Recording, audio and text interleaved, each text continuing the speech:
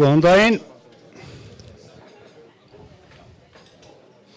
Góðan daginn. Ég vil bjóða ykkur öll velkomin á þennan kynningafund sem að Ferðamálastofa og KPMG standa fyrir til þess að kynna úttekt sem að KPMG hefur unnið fyrir Ferðamálastofu á afkomu fyrirtækja í ferðaþjónustu. Forsagan sú að það var talsverð umræða á þessu ári og fyrir þessu ári að afkoma væri ekkert sérstök í ferðaþjónustu, hefði verið að versna. Þetta var nokkuð sem við heyrðum í ferðaþjónustu fyrirtækjum víða og var líka svona tilfinning okkar. Og SAF hafði staðið fyrir svona könnun á síðasta ári og okkur þótti ástæði til þess að endurtaka þetta, til þess að fylgjast með og fá svona áþreifanlegri gögn það hvernig afkoma væri í greininni. Og við leitum til Alexanders Edvardssonar, partners hérna á KPMG þetta. Það líklega enginn í bransanum sem hefur jafn langa og víðtæka reynslu í að fylgjast með uppgjörum og endurskoðun ferðaþjónustu fyrirtækja og hann hafði unnið þessa athugun á síðasta ári fyrir SAF. Þannig að og hann sem sagt búinn að klára þetta með sínum félögum og kynnir þetta hér. Formið verður þannig að Alexander fer yfir þetta og kynnir skýrsluna og síðan verðum við með spurningar og sal og athugasemdir ef einhverjir hafa innlegg og stefnum að því að vera búin fyrir klukkan 10. Sérstaklega ánægður með þessa miklu mætingu, góðu mætingu sem hér og síðan til viðbótar þá þessu streymt á netið. En það mjög mikilvægt að allir sem hafa áhuga að kynna sér þetta hvað sem á landinu hafi tök á því. Þess vegna leggjum við mikla áherslu á það hjá Ferðamálastofu að hafa þetta aðgengilegt. En Alexander, gjörðu svo vel. Já, bara íta. Komið sæl. Já, ég ætla að kynna fyrir ykkur niðurstöður úr þessari könnun sem að við erum í raun og veru búin að vera að vinna hér í nokkra vikur. Ég vona að ykkur þyki þessar niðurstöður jafn áhugaverðar og okkur sem erum að vinna þær. Og eins og ég segi, þetta verður unnið að frumkvæði Ferðamálastofu. Við sendum út spurningalista til mjög margra fyrirtækja í ferðaþjónustu, hótel, bílaleigur, hópferðafyrirtæki og afþreyingafyrirtæki. Svörunin hefði mátt vera betri. Hún var mun betri sem sagt í þeirri könnun sem við gerðum á síðast ári en hefði mátt vera betri. En allavega hún var nógu góð til þess að við gátum unnið upp úr þessu upplýsingar og þessa kynningu sem að við förum yfir hér. Og bara svo það sé sagt að þá farið með þessar upplýsingar þannig að ég í raun og veru eini aðilinn sem hef aðgang að þeim. Þær koma til mín, fara hér inn á læst svæði og hvorki Ferðamálastofa né SAF eða neinn annar aðili fær í raun og veru þau vinnugögn eða þær upplýsingar sem ég að vinna úr og það sem kemur hér á eftir ekki hægt að greina niður á einstök fyrirtæki. En af því að það hefur nú verið mikil umræða núna bara á síðustu dögum þá gengisþróun sem hefur verið og ég held að menn séu alveg að fara á taugum yfir því að krónan hefur lækkað 11% núna á síðustu dögum, að þá setti ég upp bara til að sýna ykkur að frá árinu 2012 og núna til ársloka 2017 að þá hækkaði vísitalan neysluverðs 11,5%, launavísitalan hækkaði 44,3% og byggingavísitalan 15,9. Þetta eru semst innlendar kostnaðarhækkanir, þetta í raun og veru, má segja, það sem hefur áhrif á gjaldahliðina í rekstrarreikningi fyrirtækja. Ef við skoðum síðan tekjuhliðina, að þá lækkaði gengi evrunar 26%, pundi lækkaði 32% og dollarinn 19%. Þannig að þó að krónan sé að veikjast þessi 11% núna, að þá ekki sko, hún ekki einu sinni komin hálfa leið í stöðu evrunar sem var sem sagt 2012. Þannig að var ágætt að menn hafi þetta svona í huga og setja þetta í þetta stóra samhengi. En ef við horfum síðan, af því að ég í raun og veru bara að skoða fyrstu 6 mánuðina á árinu 2018, að frá janúar til júní að þá lækkaði gengi evrunar 1,4% og pundi lækkaði 1,2 gagnvart krónu. En það var dollarinn sem að í raun og veru styrktist. Þannig að krónan ekki lengur sterkast í gjaldmiðli í heimi. Dollarinn aðeins betri. En á þessu sama tíma, þessum 6 mánuðum, að þá hækkaði vísitalan neysluverðs og byggingavísitalan 1,9% og launavísitalan hækkaði 4,4%. Þetta eru bara fyrstu 6 mánuðinir.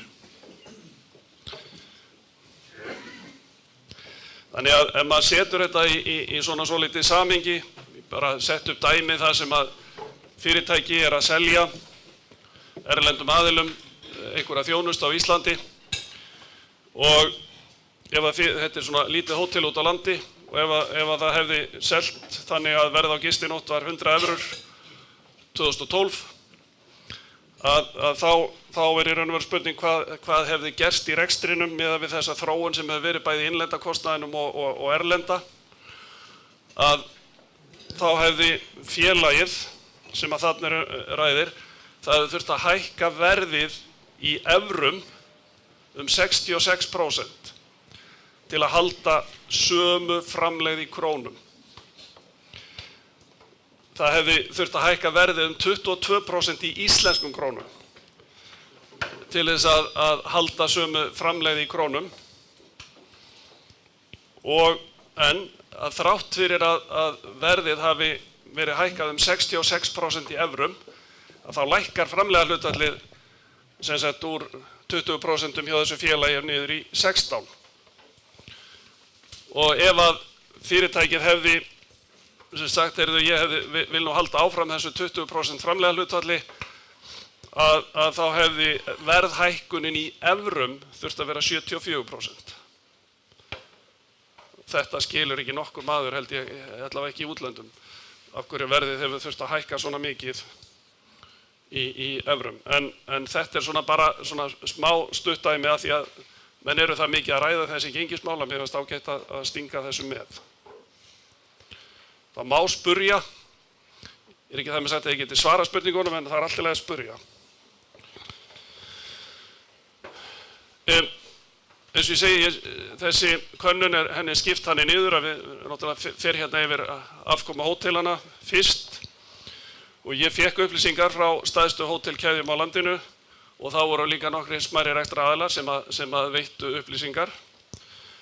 Náttúrulega alveg nauðsynlegt að fá sem mesta fjölbreytni í þetta og ég lagði mikla áherslu á það að brjóta þetta niður annars vegar í hótel á höfuðborgarsvæðinu, ég segi ekki í Reykjavík heldur á höfuðborgarsvæðinu því að það geta verið hérna Suðurnesin líka og síðan landsbyggðin og svo landsbyggðin brotið niður, ég gat meðað við þær upplýsingar sem ég fékk, þá ég með Vesturland, Norðurland og Suðurland sérgreint.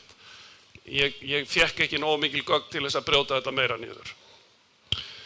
Og ég með upplýsingar árið 2017 og fyrstu 6 mánuðina 2018. Það raun og veru þessar 9 upplýsingar sem eru náttúrulega langa áhugaverðastar.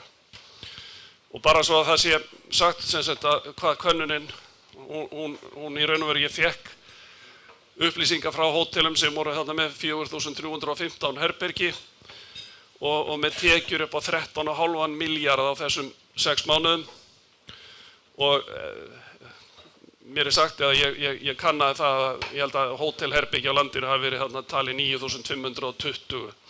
Þannig ég svona við svona rétt innan við 50% eða 45% af veltunni. Og af þessum 13,5 milljarði að þá voru rúmlega 10 milljarðar, 10,5 cirka á höfuðborgarsvæðinu og rétt tæpir 3 í veltu út á landi. Þarna eru þessar tölur fyrir fyrstu 6 mánuði og ég átti tölur fyrir 2017 og 2016 frá fyrri könnun, þannig að maður svona notar þetta til samanburðar.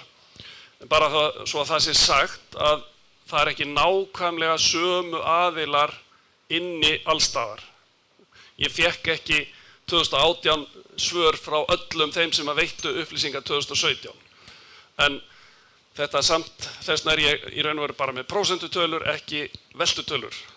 En þetta á samt að gefa alveg rétta mynd, finnst mér, af þeim kostnaðarhlutföllum sem að þarna eru. Og eins og þið sjáið að það sem er gul strikað, hvað launakostnaður sem hlutfallar tekjum er miklu hærri út á landi heldur en á höfuðborgarsvæðinu, og það er þannig öll þessi 3 ár. Þetta er sá munur sem að kannski er svona mest sláandi, og EBITDA-framleiðin á höfuðborgarsvæðinu, hún er jákvæð öll árin, en hún er neikvæð öll árin út á landi. Þannig að eins og ég segi, það er mikill munur á afkomu út á landi og höfuðborgarsvæðinu, og afkoman meira segja á höfuðborgarsvæðinu, hún er betri 2018 heldur en 2017. Hún fer batnandi en hún er í raun og veru að versna út á landi. Og það er eitt sem að maður tekur eftir líka sem að í þessu að sko veitingasalan, hún er í raun og veru að hærra hlutfall að tekjum á landsbyggðinni heldur en í Reykjavík, og sennilega er það bara vegna þess að það er miklu meira úrval af veitingastöðum hér á höfuðborgarsvæðinu heldur en út á landi. Og launakostnaður, eins og ég sagði, hann er allstaðar hækkandi, miklu hærri út á landi en hækkar á milli ára. Og meðalnýting er betri öll árin hérna á höfuðborgarsvæðinu, og hún hefur aðeins aukist á milli ára en hún er ekki að aukast út á landi. Og meðalverðið er líka hærra. Samt svolítið erfitt að reikna út þetta meðalverða því að það eru misstór og missmikil, hótel eru misstór og annað slíkt, en þetta er svona nálgun. En síðan með því að brjóta upp landsbyggðina, þarna fyrstu 6 mánuði 2018, að þá kemur það í ljós að það er verulegu munur á milli landshluta. Og Norðurland er í raun og veru með áberandi verstu niðurstöðuna. Þið sjáu það er allstaðar mínus, en þetta er áberandi lakast þarna. Það er aðeins munur á launakostnaði sem hlutfall af tekjum, ekkert alveg himinhrópandi, en þetta er svona allstaðar í kringum 50 og jafnvel yfir 50% af tekjunum fyrir launakostnað, og húsnæðiskostnaður er hærra hlutfall af tekjum heldur á höfuðborgarsvæðinu. Væntanlega skýrist það af því að nýtingin er í raun og veru lægri. Þetta eru dálítið sláandi tölur, finnst mér, sérstaklega fyrir Norðurland. Þannig að launakostnaðurinn og húsnæðiskostnaður sem hlutfall af tekjum, hann er hæstur þarna á Norðurlandi, annar rekstrarkostnaður líka hærri. Seldar veitingar sem hlutfall af tekjum eru hæstar á Norðurlandi og lægstar á Suðurlandi. Þetta getur verið, eins og ég segi, spurningunum bara úrvalið af veitingastöðum á stöðunum. Herbergjanýtingin, hún er svona á Suðurlandi á þessu tímabili, þessu 6 mánuðum, 47–63% eftir hótelum. Hún er 31–54% hjá þeim hótelum sem að veittu upplýsingar þarna á Norðurlandi. Vesturlandi 35–46, þetta er svona, þetta er staðan. En svona meðalverðið, ég sá ekki neitt þannilega marktæka mun að ég geti sagt að meðalverðið væri eitthvað ábyrjandi lægra á einu landshluta heldur en öðrum. Þetta var tónaði það mikið saman. En ef við skoðum þá 2017, reynum að brjóta það niður eftir þessum svona landshlutum, að þá er það ábyrjandi að bara hvað launakostnaður er miklu hærri út á landi, sérstaklega þarna á Vesturlandi og Norðurlandi heldur en annan staðar, en hann er mun lægri í Reykjavík.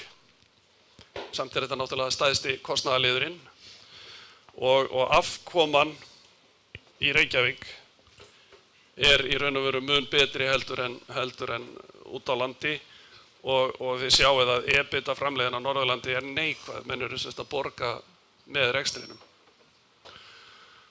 En bara ef að menn hafa áhuga á að kynna sér þetta nánara þá verða þessar glæru settar út á netið einhvern tímann í dag og skýrslan sem að í raun og veru þessar glæru byggja á, hún fer líka út á netið í dag þannig að menn geta kynnt sér þetta betur. Þannig að þetta er bæði í gegnum vefinn hjá Ferðamálastofu og hjá KPMG. Þannig að mér finnst þetta svona talsvert sláandi tölu. Þetta er sérst allt árið 2017.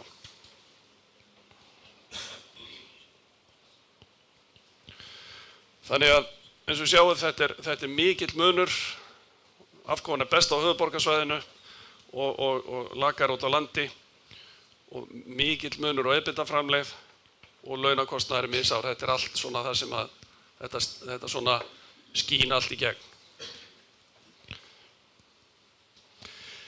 Og mér sýndist með við þá útreikningar sem ég gat gert að meðalverð hérna á höfuðborgarsvæðinu á herbergi væri svona það bil 20% hærra heldur en út á landi, en ég ætla ekkert að sverja fyrir það. Þetta er svona, mér sýnist þetta geta legið á því bili. Og hún er miklu betri, herbergjanýtingin var líka miklu betri, hún var svona nálægt 85% en svona lág í kringu 60% svona meðaltali út á landi. Það náttúrulega skýrir náttúrulega stóru hluta mismunun í þeirri afkomu sem er á milli landshluta. Og herbergjanýtingin er best þarna á Suðurlandi. Nei, ég gat ekki, sko, gögnin sem ég fékk voru þannig ég gat bara sett þetta í þetta samhengi. Það er spurning hvað Norðurlandi nær langt austur og hvað Suðurlandi nær langt austur líka. Þannig en austurlandið eitt og sér ég hafði bara ekki gögn til þess. Aðeins ein spurning, er það ekki rétt skilið að raunverulegri sé þróun, verri afkoma út á landi, hún er að versna miðað við Reykjavík og Suður? Jú, það sem bara, það skín hér í gegn og það kemur líka betur fram á eftir að afkoman á höfuðborgarsvæðinu, hún er að batna á milli ára, en út á landi er hún að í raun og veru versna. Af markanum það að gerast. Ég þekki það aðeins að ferðir hringinn í kringu landið fyrir 1-2 árum og slíkt, þær eru að minnka og það eins og styttri ferðir, Gullfoss, Geysir, Golden Circle, Suðurland, Reykjavík að taka yfir. Já, það sem að, sko með við, svona það sem að við sjáum í hérna þessari þróun sem er að gerast og ég kannski, ég fann að koma að sko, enda línunum hjá mér er það sem ég ætla að enda á, er í raun og veru að ferðamenn er að koma, þeir eru að koma til landsins, þeim fækkar ekki, þeir eru á höfuðborgarsvæðinu en þeir fara síður út á land. Þeir stoppa styttra og fara síður út á land, þeir í raun og veru fara út frá höfuðborgarsvæðinu, sýnist mér. Þetta, ég er að reyna að segja þetta á eftir, búið að stela frá mér línunni. En bara ef við skoðum, ég tók sko höfuðborgarsvæðið, sem 2015, 16 og 17, þá kemur í ljós að EBITDA framleiðin, hún er að hækka öll árin og hérna fer í 16,9% hérna 2017. Og það sem líka gerist er það að nýtingin, hún jókst milli 2015 og 16 en er svipuð 2017 og var 2016. Þetta er svona það sem ég sé út úr tölunum. Meðalverðið hækkaði aðeins þarna milli 2015 og 16 en virðist ekki hafa hækkað milli 16 og 17. Eins og ég segi, ég get bara að lesa út af þeim upplýsingum sem ég fæ. Ég hefði viljað fá meiri gögn en ég verð að nota það sem ég fékk. Þannig að þetta er þróunin. Afkoman er að batna aðeins hér á höfuðborgarsvæðinu, eða meira að segja bara talsvert. En ef við tökum síðan landið í heild, ég bara trek saman landsbyggðina í eitt, að þá er í raun og veru meiri sveifla í afkomunni þar. EBITDAn, hún var 6,9% hérna 2015, fer niður í 9,2 og núna þá fer hún niður í 2,2%, sem að segir okkur náttúrulega að það er í raun og veru bullandi tap á rekstri fyrirtækja út á landi semst heilt yfir. Launakostnaðurinn, hann hækkar mikið milli ára og hann hækkaði sko upp í um 47% af tekjum. Þið sjáu að hækka úr 41% í næstu 47%, þetta er svakalega hækkun. Og eins og ég segi, meðal herbergjanýting, hún er aðeins lægri 2016, en það er rosalega mikill munur á milli einstakra hótela. Þar sem að herbergjanýtingin var lægst, þá var það 37%, en það sem var hæst, þá sá ég að það var 89%. Þannig að það er rosalega munur. Og bara svo það sé sagt að það er engin fylgni á milli meðalverðs og nýtingar. Þannig að hóteli sem var með bestu nýtingur að það var með sko mjög hátt meðalverð. Þannig að það er eitthvað annað sem hefur áhrif. Og það hækkaði aðeins meðalverðið á milli ára en það er mun lægra heldur en á höfuðborgarsvæðinu. Að því að Norðurland sérstaklega tekið út fyrir sviga, því að mér fannst þetta svolítið sláandi hvað afkoman í raun og veru er erfið þar. Og þarna er ég með allt árið, sem 2015, 16 og 17, ekki 6 mánuði. Og það er eins og ég segi, afkoman er lakari þarna en í öðru landslutum og hún er raun og veru versnar milli áranna 2016 og 17. Og er komin hérna í mínus 7,4%. Og launakostnaðurinn, hann er hækkar á milli ára og hann er komið hérna í 51%, sem er náttúrulega mjög hátt.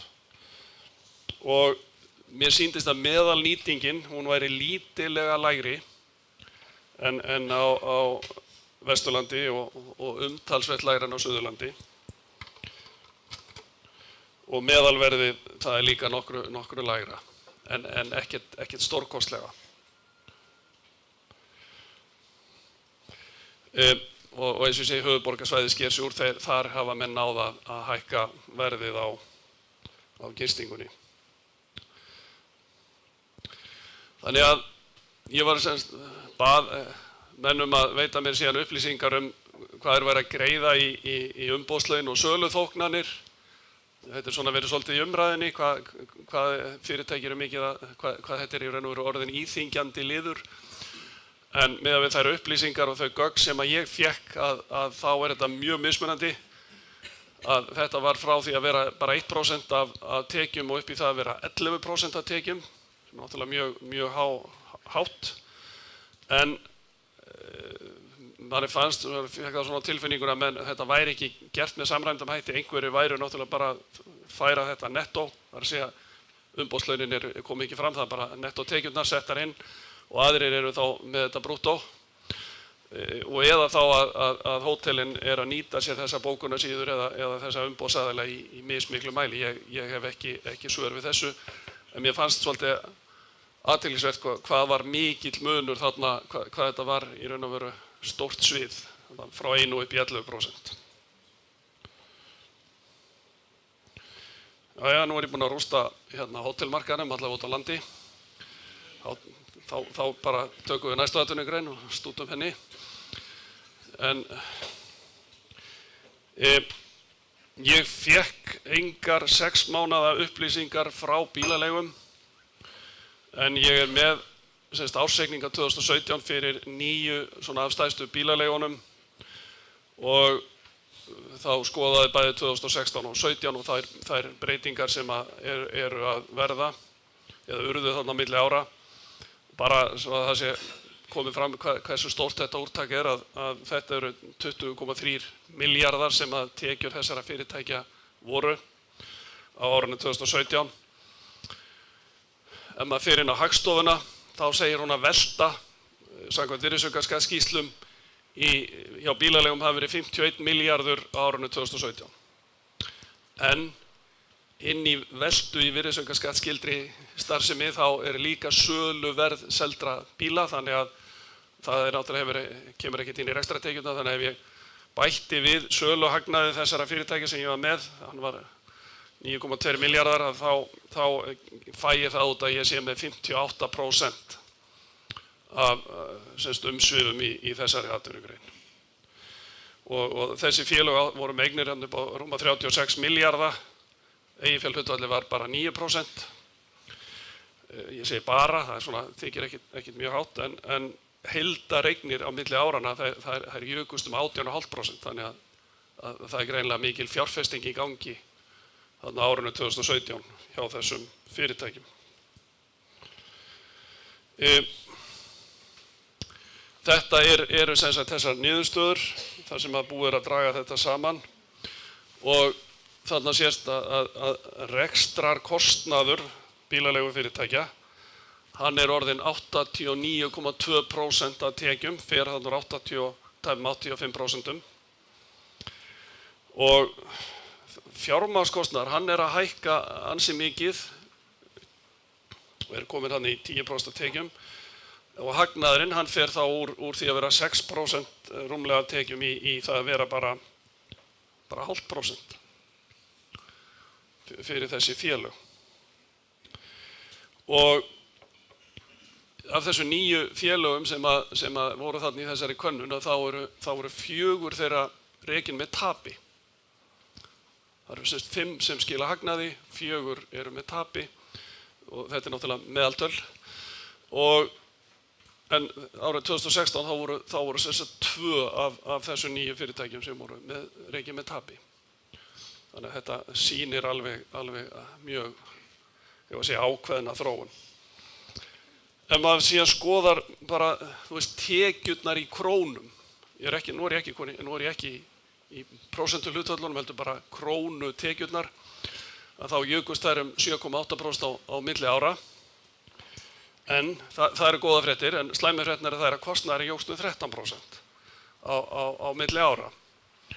Og launakostnaður, maður tók bara krónu launin í 2016 og launin 2017, þá hækkuðu þau 21,8% í krónum. Þannig að launahlutfalli fór úr 22,5% í 25%. Þannig að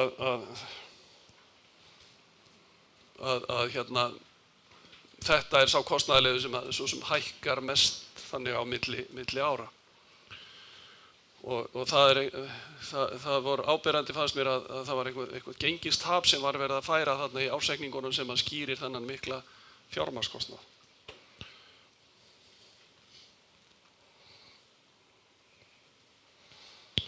Ég segi, ég var ekki með þessar 6 mánaða tölur, ég spjallaði aðeins við menn bara árið og menn svona eru á því að þetta sé svona svipað ár, tekjurnar hafa nokkurn veginn skilað sér, kostnaðurinn aðeins yfir því sem að menn áætluðu og þá það tala launakostnaðinn, afkoman sé svona í járnum.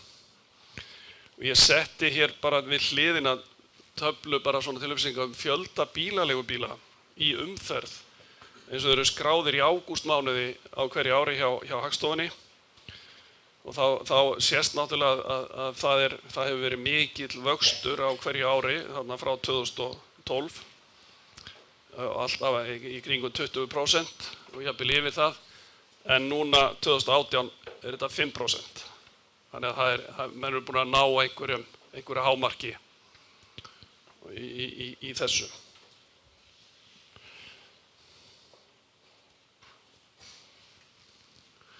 Ég get líka jarðað hópbílafyrirtækin. Þarna var ég með ársreikninga 2017 fyrir 6 af stærstu hópbílafyrirtækjunum og ég átti tölur fyrir 2015 úr sem sagt könnuninni frá því fyrra og mér fannst allt í lagi að setja þær hlið við hlið. En bara svo það sé sagt, þá er þetta ekki þetta er náttúrulega sömu fyrirtæki 2017 og 2016, en 2015 er aðeins önnur samsetning af fyrirtækjum, en prósentuhlutföllin held ég að skili sér alveg þrátt fyrir það.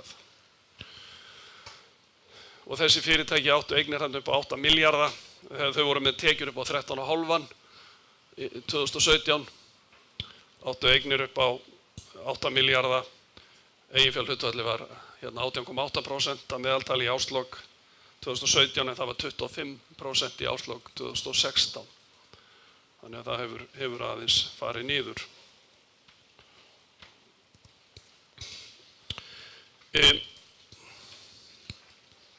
Þetta er í raun og veru þessi niðurstaða fyrir þessi 3 ár að afkoman hefur náttúrulega farið mjög mikið niður. En bara að því ég gat með krónutölur hækkun á milli 2016 og 2017 að það jukust 4,4%. Eins og ég segi, það eru góðu fréttirnar.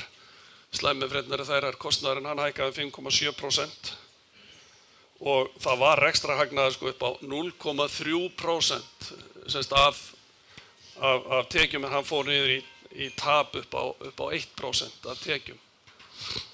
Og þegar maður segir rekstrahagnaði fyrir fjármagnsliðið þá á eftir að taka tillit til fjármagnskostnaðar. Þessi tala var hagnaður upp á 11% rúmlega 2015.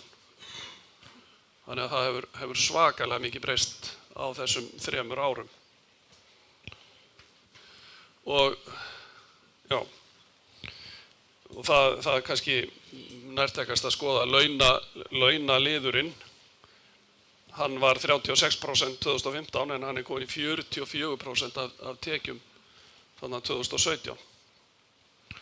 Þannig að þetta er svona sá liður sem hefur raun og veru hækkað mest á milli þessara tímabila. Þannig að hagnaðurinn sem var 7,4% af tekjum 2015, hann er komin í tap upp á 1,7%. Og bara því að maður er áhuga á sköttum, að menn er að færa tekjuskatt 2016 og 2017 vegna þess að það er skattalegt tap á þessum fyrirtækjum að meðaltali og menn er að færa skattinneign vegna þess að þeir reikna með að þetta snúist nú við og menn skili hagnaði á næstu árum. Og að samanskapi þá svona fékk ég upplýsingar bara svona með því að spjalla við menn og menn segja að þetta er búið að vera mjög erfið eða svona krefjandi ár og það er mikil samkeppni í þessum bransa og það er líka að tala um að það er samkeppni við erlenda aðila. Menn er að koma hér með hópa í erlendur útum og bílstjóra sem að fá einhver smánalaun. Þannig að þetta er erfiður bransi og menn eru að tala um það að þetta er ár sem menn eru búin að vera reyna að hagræða og taka til í rekstrinum og menn sjá hérna ég setti líka fjölda hópbíla í umferð sem miðað við árslok hvers árs hjá Samgöngustofu. Það kemur rosalegt stökk þarna 2016 í kaupum á bílum. Og það er í sjálfu sér eðlilegt vegna þess að fyrirtæki fóru inn í virðisaukaumhverfið þarna 2016 og væntanlega hafa haldið í sér með fjárfestingar þangað til að menn gátu fengið virðisaukaskattinn að fullu endurgreiddan af kaupum á hópferðabílum. En svo snar minnkar þetta 2017.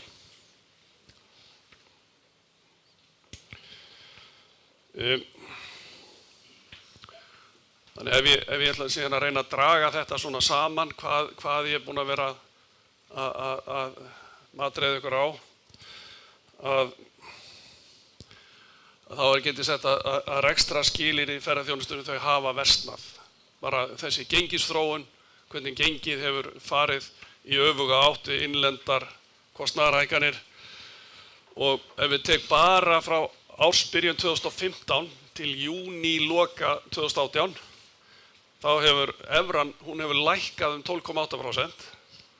Þannig hún ekki, miðað við þessa 11%, þá hefur hún ekki einu sinni ennþá komin upp í það. En launavísitalan hefur hækkað 27,5% á þessum tíma. Þannig að þetta segir ýmislegt. Og ef maður tekur aðeins stærra tímabil, þá hækkaði launavísitalan 52,8% frá ársbyrjun 2012 til júní 2018. Á þessum sama tíma þá lækkaði gengi evrunar 22,4%. Þannig að þetta eru þessir ekstra skilyrði sem að fyrirtæki sem að selja í erlendum aðilum þjónustu sína hafa þurft að búa við. Sé ég alveg steindreipi samkomuna. Þannig að, en ef við tökum svo bara hótelreksturinn einan og sér, að við getum sagt að þetta bara afkoma hótela almennt betri en út á landi. Þetta eitt og eitt hótel út á landi sem fína afkomu, en heilt yfir þá þetta bara niðurstaðan. EBITDAn var neikvæð út á landi á fyrstu 6 mánuðum 2018, en hún var jákvæð á höfuðborgarsvæðinu. Þetta finnst mér mikil góður punktur. Og afkoman hefur verið að batna á þessum árum, 3 árum hérna á höfuðborgarsvæðinu, en hún að versna á þessu sama tíma út á landi. Og mér finnst þetta, miðað við þetta sem ég með í höndunum, að eftir því sem að menn fara lengra burtu frá höfuðborgarsvæðinu, þeim mun verri afkoman. Hún versnar meira eftir því sem fjær dregur. Og auðvitað ef að nýtingin lækkar og umsvifin eru minni út á landi og þú ert með fastan kostnað eins og laun, þau eru væntanlega tiltölulega óháð því hvort þú ert með 30% nýtingu eða 80% nýtingu, að laun sem hlutfall af tekjum hafa hækkað mjög mikið undanförnum árum, og á árinu 2017 þá voru þau 47% af tekjum út á landi, en 38,7% hérna á höfuðborgarsvæðinu. Það munar, þetta svakalegur munur. Og meðalverð á herbergi og herbergjanýting, eins og ég verið að segja, hún mun lægri út á landi heldur en á höfuðborgarsvæðinu. Þetta svona, eins og ég sé þetta fyrir mér í sambandi við þessi hótelmál.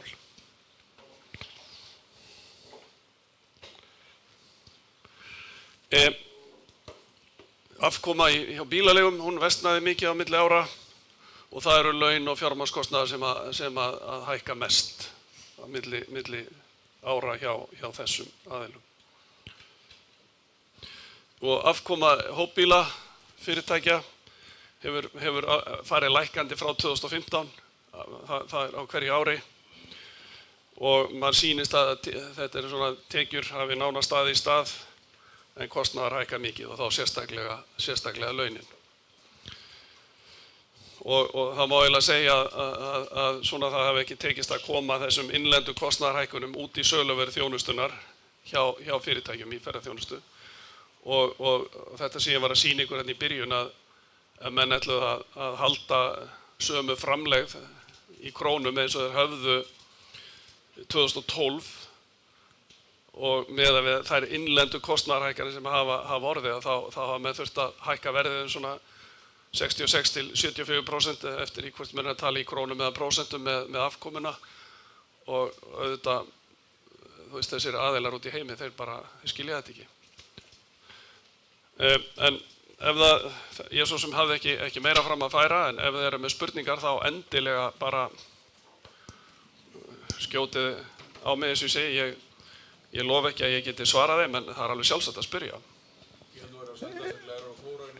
Hérna, að því að við erum að streyma fundum þá verðum við að hafa allar fyrirspurnir í mikrofónin. Þannig að ég trýtla með alveg salin eftir því sem að menn biðja orðið.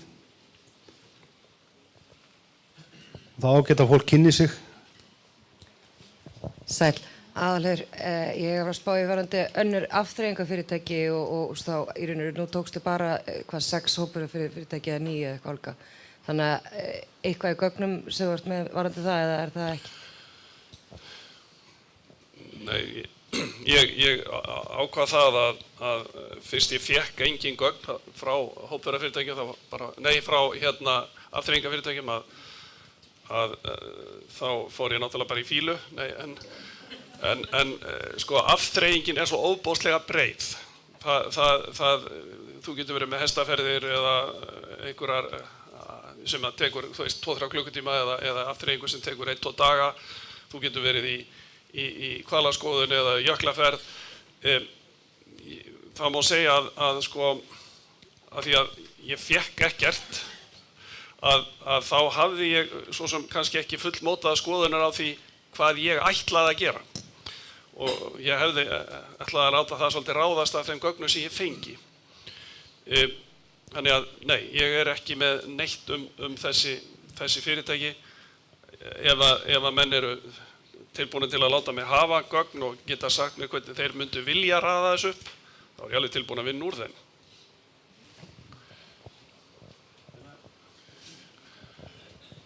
Já, ég heiti Kristófer Oliversson, er formaður fyrirtækja í hótel- og gistiþjónustu. Mér langar fyrst að þakka kærlega fyrir þessa skýrslu og Ferðamálastofu fyrir að hafa forgang að þessi sería héldi áfram. En mér langar að spyrja Alexandra því sko, hvernig EBITDA hótelfyrirtækja, því að við höfum náttúrulega fyrst og fremst áhuga á því, hvernig hún svona versus aðrar atvinnugreinar. Við sjáum þarna hún var hvað, frá mínus 10 upp í 16, 17. Bílalegu fyrirtæki voru milli 30 og 40 og svo ef við tekum verslun, þjónustu, útgerð og aðra. Af því að við erum að sjá þarna gott ár, en við sem unum lengra vitum að þar á undan fóru 20-30 mjög slæm ár. Og það er alltaf að fara á límingunum út af þessum 2-3 góðu árum sem við erum að fá í skattlagningu.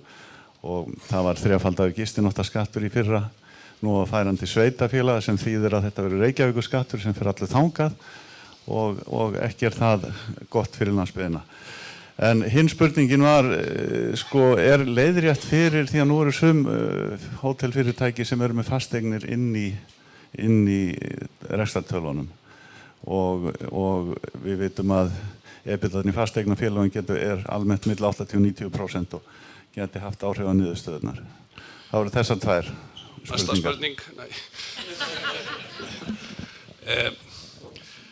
Það er voðalega erfitt að alhæfa eitthvað hvað EBITDA í svona rekstri á að vera, vegna þess að, eins og þú réttilega sagðir, að það munur á því hvort þú ert með sko, rekstur þar sem þú þarft að vera með mikla fjárbindingu.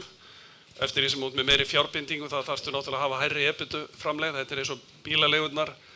Þær eru með mikla fjárbindingu í bílum og sem að afskrifast mjög hratt, þannig að þær þurfa að hafa mun hærri EBITDA heldur en fyrirtæki sem að, ef við tölum sem er að leigja út hótel, bara, þú veist, er bara hótelrekstur á ekki fasteignina, heldur bara húsbúnaðinn, að þá í raun og veru miklu, finnst mér eðlilega að horfa á ávöxtun eigin fjár í þessu.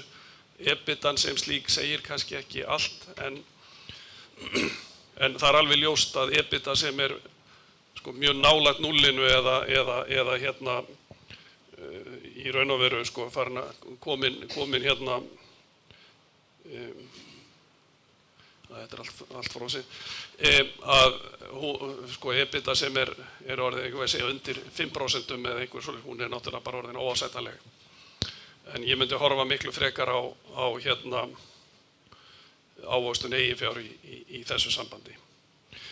Með það að leiðrétta fyrir húsnæðiskostnaði, það sem var gert til dæmis þegar ég var með könnunina í fyrra, að þau fyrirtæki sem áttu fasteignir og voru að reka líka hótel, að þau deilda skipta sínu bókhaldi, þannig að ég fékk í raun og veru bara reksturinn yfir gisti þjónustuna og þá var í raun og veru bara reiknuð húsalega á milli.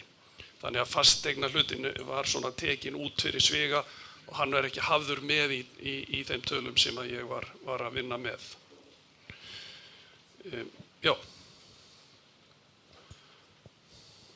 Kannski einn spurning hérna. Ólafur Jónsson heiti ég. Það sem ég langar til að spyrja einfaldri spurningar varðandi ferðaþjónustu út á landi. Hvað er þetta að gera til þess að bæta afkomu þessar ferðaþjónustu? Hvaða opinbera aðgerðir? Hvað er þetta að gera í ferðaþjónustunni? Hvaða leiðir eru?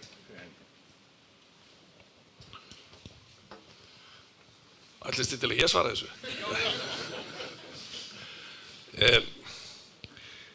Það sem að mér sýnist er það að landið er orðið dýrt. Það er orðið dýrt að koma til Íslands. Ferðamenn vilja samt sem áður greinilega koma hingað og við sjáum það að allavega þeim er ekki að fækka. Þeir stoppa hins vegar í færri daga. Áður fyrr sáum við, menn voru að koma hérna í viku, jafnvel 10 daga að fara hringferð landið og gista þá á þessum stöðum út allt land. Núna virðist þetta vera þannig að menn koma, stoppa í kannski 3 daga, eru í Reykjavík eða á höfuðborgarsvæðinu og fara svo í ferðir út frá höfuðborgarsvæðinu en gista hér. Og þessi 3 dagar kosta jafn mikið á vika, kostaði fyrir 5 eða 10 árum, þannig að menn eru kannski að eyða sömu fjárhæð en gera þetta með allt öðrum hætti, allt annað neyslumunstur. Í raun og veru held ég að það eina sem að geti haft þau áhrif að menn fari út á land, að það er annars vegar að það verði eitthvað ódýrara, Ísland verði eitthvað ódýrara, þannig að menn treysti til að vera hér fleiri daga og geti þá nota tíman til að fara út á land.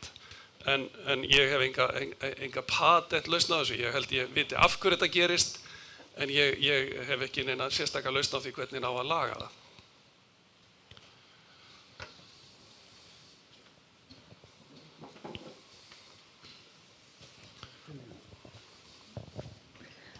Unnur Svavarsdóttir heiti ég. Hérna í framhaldsspurningunum Kristófers EBITDA. Hvað með hefur haft tækifæri á því að skoða þessa EBITDA á þessum greinum sem þú skoðaðir í samanburði við sambarlegar greinar í öðrum löndum, til dæmis í Noregi sem hefur alltaf þótt alveg gríðarlega dýrt ferðamannaland líka? Ég hef ekki gert á könnunni, ég er alveg til í að gera hana. En nei, í alvöru þá ég var að kafa ofan í þessa tölu sem ég fékk hér og reyna að greina hvað þær eru raun og veru að segja okkur. Ég hef ekki borið þetta saman við önnur lönd, nei. En þetta er góða punktur og ég er alveg til í að gera þetta.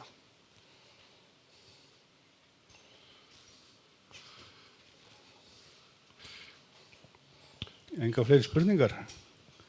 Menn bara í sjokki eða? Hvað? Já, held ég að ég geti sagt að miðað við það umræðu og það sem maður hefði heyrt áður, að þá svona, það sem kom mér á óvart að það er raun og veru afkomu batinn á höfuðborgarsvæðinu, það var meiri heldur en ég hafði svona fyrirfram ályktað eða ímyndað mér, og afkoman eins og á Norðurlandi er í raun og veru verri heldur en ég hafði ímyndað mér. Ég vissi eða taldi mig vita að landsbyggðin væri að koma ábyrjandi verr út en þarna Norðurlandi fannst mér, það var sem dabrara heldur en ég ímyndaði mér. Já.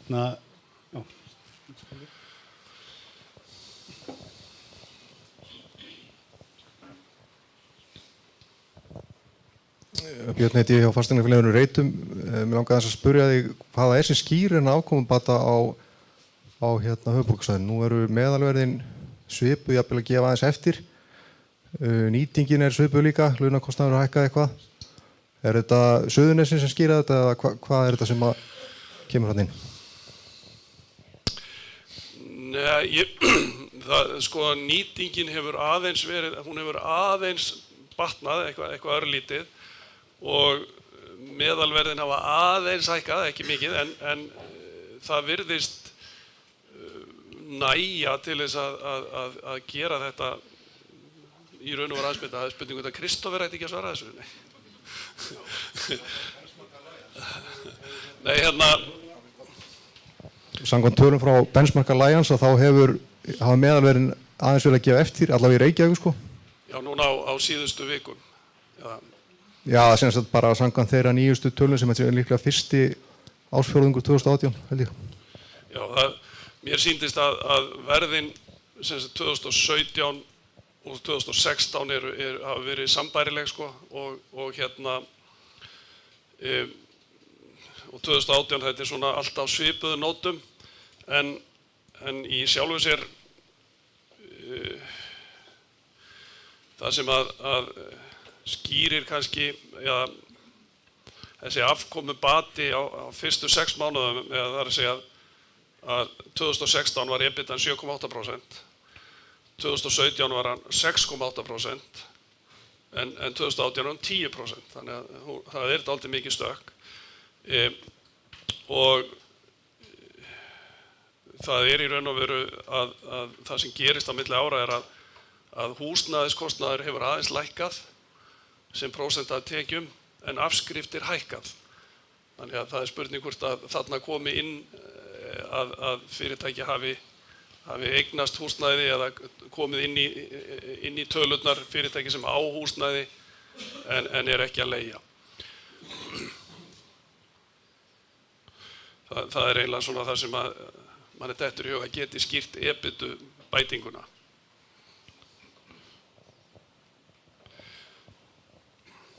Einhverjar fleiri spurningar?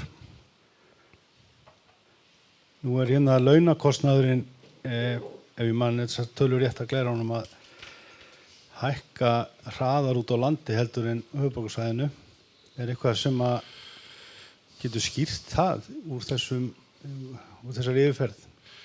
Já, launakostnaðurinn eins og ég sett hann fram náttúrulega bara hlutfall af tekjum og ef að tekjuaukningin lægri eða minni heldur en launahækkanir að það náttúrulega verður launakostnaðurinn miklu hærra hlutfall af tekjum.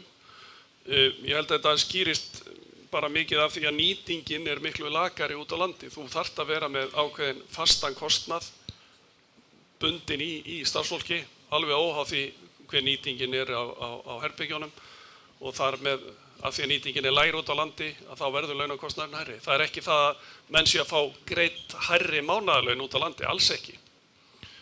Heldur þetta bara spilar þarna í sambandi við nýtinguna.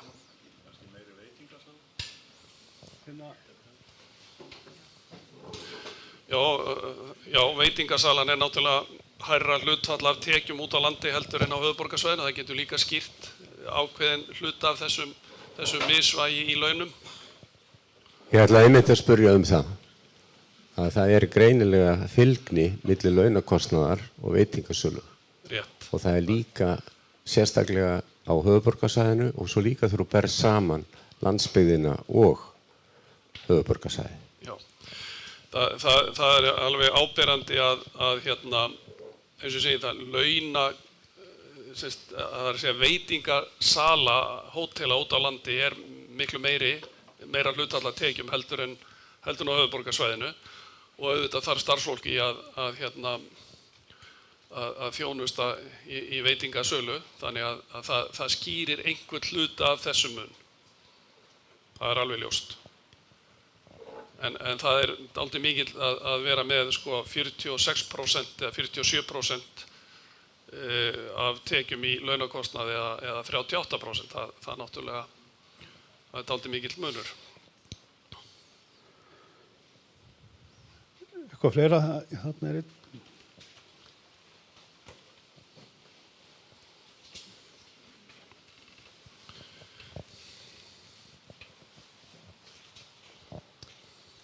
Þorsteinn heiti ég og kem frá greiningadeild Arionbanka. Húsnæðiskostnaðurinn á höfuðborgarsvæðinu er að lækka þarna sem hlutfall af tekjum. Hvað er að skýra það fyrst og fremst? Og svona kannski í þessu samengi að þá hafa fasteignagjöld á hótelhúsnæði verið að hækka talsvert minna heldur á öðrum tegundum atvinnuhúsnæðis. Meðal annars vegna þess að Þjóðskrá hefur ekki tekið upp nýja matsaðferð á gistirými og hótelum. Hvernig sérð þú svona fyrir þér næstu ár þegar Þjóðskrá mun taka upp þessa nýju aðferðafræði? Það sem útlit fyrir því að fasteignamat geti hækkað verulega á hótelum og gistirýmum. Í samhengi við í raun og veru bara annað atvinnuhúsnæði. Já, ég hef nú ekki gert neina sérstaka könnun á þessu en í raun og veru það þannig að flest hótelfyrirtækin hérna á höfuðborgarsvæðinu eru að leigja sitt húsnæði og af þá fasteignafyrirtækjum sem annarkvort í eigu þessara sömu aðila eða í eigu þriðja aðila. Og þessi fasteignafélög þurfa náttúrulega að fá ákveðna ávöxtun á sitt fé og fá fyrir afborgunum og vöxtum. Þannig að ef að rekstrakostnaðar þessara fyrirtækja hækkar mikið þá hlýtur í raun og veru að þurfa að endursemja við hótelfyrirtækin. En þetta er eitthvað sem að ég veit ekki hvað er langt inn í framtíðinni. En þetta var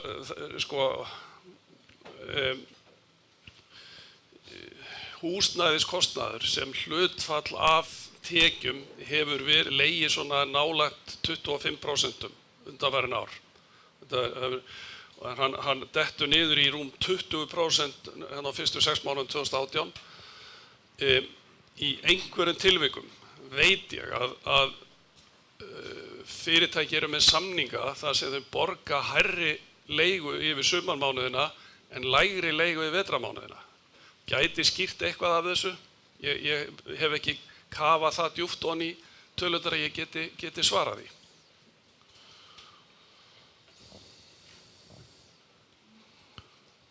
Eru fleiri spurningar? Og ef ekki þá vil ég kannski nota tækifæri að þakka Alexander fyrir samstarfið. Það var mjög gott og þakka fyrir þessa skýrslu og glæru sem að verða aðgengilegar á netinu eins og hann sagði í dag. Áfram heldur umræðan ákomuna og nú höfum við meira af upplýsingum og gögnum til þess að styðja það hvernig hún er og við munum ábyggilega halda þessu áfram. En ég þakka kærlega fyrir komuna. Takk.